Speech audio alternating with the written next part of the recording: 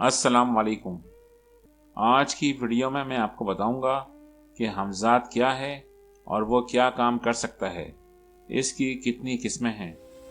کیا آپ نے کبھی ایسا محسوس کیا ہے کہ کوئی آپ کے ساتھ چل رہا ہے مگر آپ کو نظر نہیں آتا؟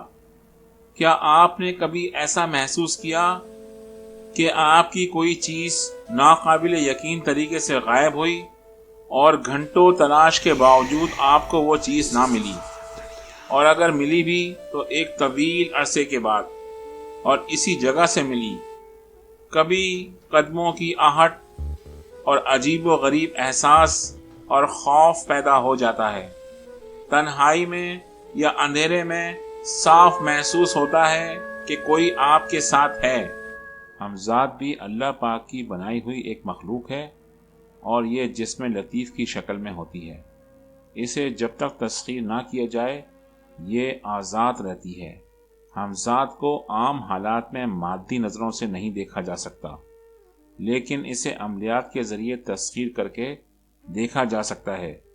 ہمزاد کیسا نظر آتا ہے یہ بھی میں آپ کو اس ویڈیو میں بتا دوں۔ یہ بالکل ہمارا ہم شکل سایہ ہوتا ہے۔ جب آپ اسے تسخیر کریں گے تو یہ دیکھ کر حیران رہ جائیں گے کہ آپ میں اور ہمزاد میں بال برابر بھی فرق نہیں ہوگا۔ ابتدا میں یہ روح کی شکل میں نظر آتا ہے یا پھر ایک دھندلے سے خاکے کی شکل میں نظر آتا ہے۔ اگر آپ باطنی تسخیر کر رہے ہیں تو ہمزاد نظر نہیں آتا، صرف آواز آتی ہے۔ ہمزاد کو مختلف مذاہب میں مختلف ناموں سے پکارا جاتا ہے۔ ہمزاد کو اسلام میں جسم لطیف، سایہ، جسم مقامی اور ہمزاد ہی کے نام سے پکارا جاتا ہے۔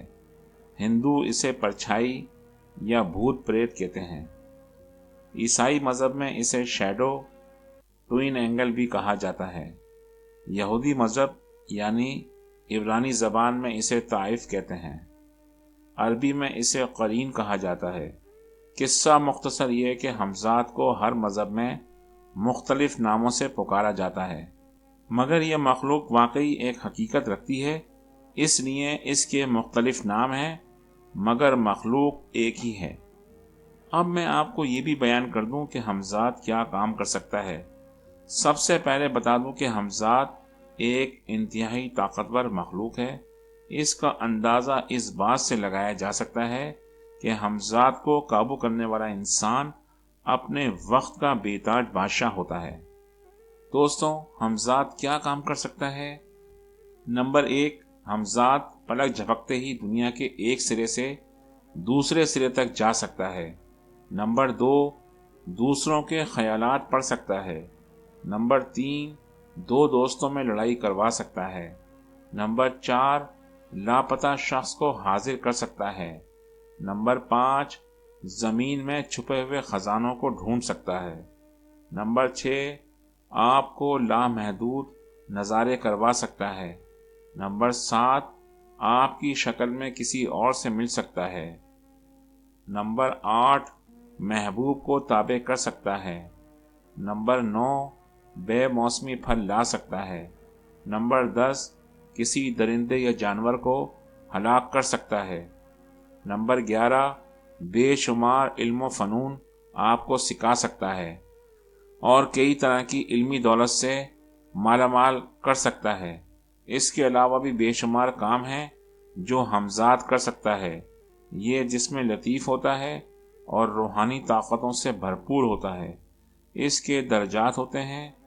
آپ جتنا زیادہ طاقتور ہمزاد قابو کریں گے اتنی زیادہ آپ کو قوتیں بھی ملیں گی اور اس کا عمل بھی اتنا ہی مشکل ہوگا، اور جتنا آسان عمل ہوگا اتنی ہی ہمزاد کی قوتیں بھی کم ہوگی۔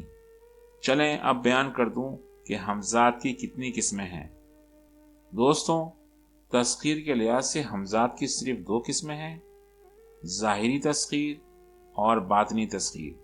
طاقت کے لحاظ سے ہمزاد کی 3 قسمیں ہیں، اعلیٰ درجے کا ہمزاد، درمیانے درجے کا ہمزاد، ادنا درجے کا ہمزاد۔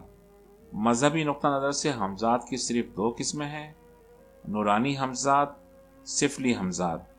فطرت کے لحاظ سے ہمزاد کی 2 ہی قسمیں ہیں، महबूब हमजाद, सरकश हमजाद। अमलियात और अमल के लिहाज से हमजाद की 4 किस्में होती हैं: आतिशी हमजाद, खाकी हमजाद, आबी हमजाद, बादी हमजाद। दोस्तों, यूं तो हमजाद की बेशुमार किस्में हैं और इन किस्मों को अगर मजीद तफसील से बयान किया जाए तो मजीद कई किस्में निकलेंगी। तो दोस्तों, चलिए मैं आपको बताऊंगा कि वो कौन सी मखलूक है जो इंसान के साये को अपना पैराहन यानी लिबास बना लेती है और एक तवील अरसे तक इसके साथ रहती है। इसके अलावा इसके मुताल्लिक एक वाक़या भी सुनाऊंगा। दोस्तों, सबसे पहले ये बयान कर दूं कि ये क्या है। दोस्तों, ये जिन्नात की गुमनाम रहकर जिंदगी गुजारने वाला एक कबीला होता है जिसे गरलाश के नाम से भी पुकारा जाता है। इस कबीले का नाम तो कुछ और है, मगर ये माजी के एक किरदार गरलाश के नाम पर इस कबीले का नाम रखा गया क्योंकि वो अंधेरा पसंद करता था और तारीकी में ही इसकी मौत वाक़ई हुई। दोस्तों, ये कबीला जिन्नात के कबीलों में सबसे कमज़ोर कबीला पुकारा जाता है और तारीख ख्वाह इंसानों की हो या जिन्नात की, वो हमेशा यही बताती है कि कमज़ोरों पर दूसरे ताकतवर हमेशा हुकूमत करते हैं। तो इस कबीले के जिन्नातों की जिंदगी अक्सर दरबदरी में गुजर जाती है। ये ज्यादातर छुप कर रहते हैं। ये इंसानी जिस्म पर सवार होकर अक्सर दूर तक इसके साथ सफर करते हैं। एक तरह से इंसानी साया ओढ़ लेते हैं। ऐसे में ये इंसानों को नजर नहीं आते, मगर अक्सर साये की शक्ल में नमूदार होकर इसके साथ साथ चलते रहते हैं। बेशुमार लोग इससे खौफ और दहशत का शिकार भी होते हैं। इसलिए वो ऐसा बहुत कम करते हैं क्योंकि इंसानी वजूद में छुपकर अक्सर ये लोग सफर करते हैं। याद रखें, ये लोग कभी किसी साये को मुस्तकिल पैराहन नहीं बनाते हैं, और अगर ऐसा करते हैं तो इसकी क्या वजूहात होती हैं, ये मैं आपको आगे चलकर एक वाक़या में बयान करूंगा। इस किस्म के जिन्नात ज्यादातर छुप कर जिंदगी गुजारते हैं। ऐसा करना इनकी फितरत भी हो सकती है जो इन्हें विरसे में मिलती है, या फिर बड़े जिन्नात का खौफ भी हो सकता है।